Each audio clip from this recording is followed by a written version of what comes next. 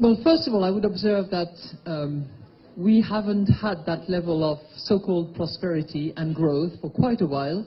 And what we are seeing at the moment is a recovery that has really taken roots, the characteristics of which include the fact that it is well spread across the board. We have about 120 countries around the world that are participating in this growth that we forecast at 3.9% this year and 3.9% next year. Those numbers are very close to the pre-financial crisis average that we had before. Now, a couple more things, because your question was, how do we keep it like that?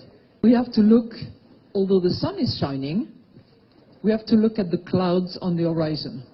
And those clouds that we see looming on the horizon include a combination of things. One is what I would call the temptation for inward policies.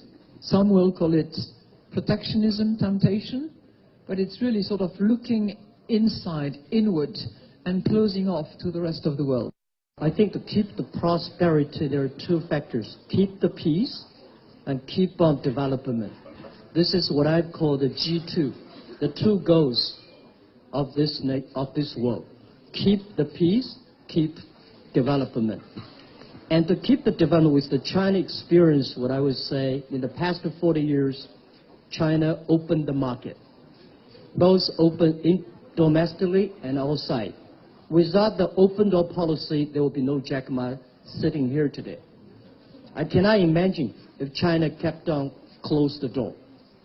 And the second thing is about innovation.